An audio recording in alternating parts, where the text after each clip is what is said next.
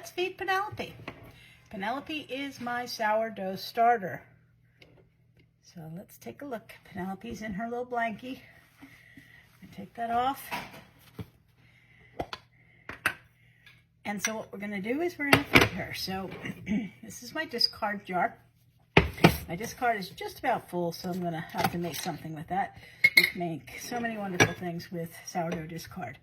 And discard is basically your starter that's just going into a separate jar. Some people throw it out. I would never throw it out. There's plenty of things you can make with it. But it goes into a separate jar and you're just not feeding it. So it's not an active starter. And it lives in the refrigerator. And it can live in there indefinitely.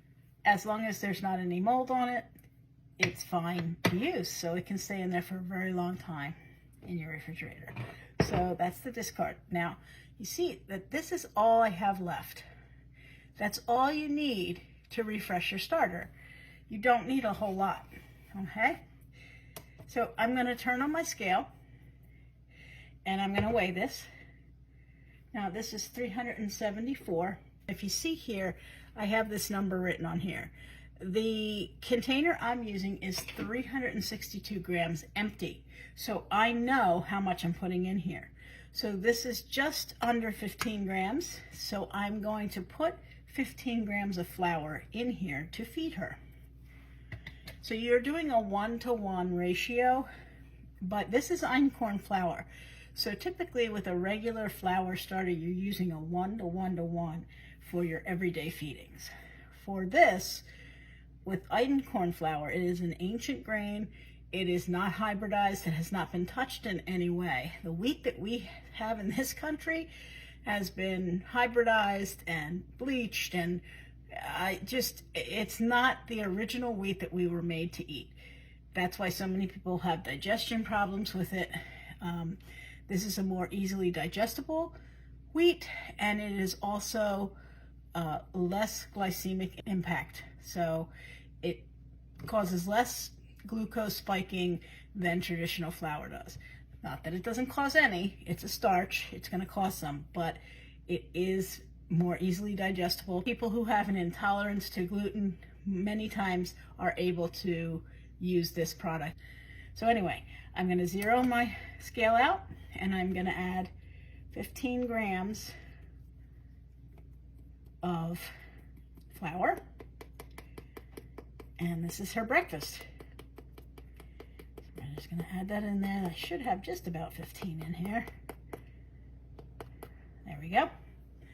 So that's 15 grams of flour. Because it's einkorn flour, I'm only going to use about 11 to 12 grams of water, not a 1-to-1-to-1 ratio.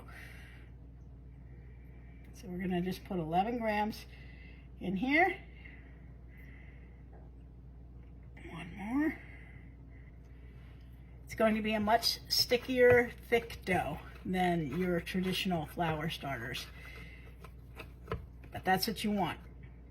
Okay, and there she is, all mixed up, and you see she's very, very thick and very shaggy. That's perfectly fine. It would be a little looser if you were using regular flour, but that's what it's going to look like. And then as she eats, it's going to relax out.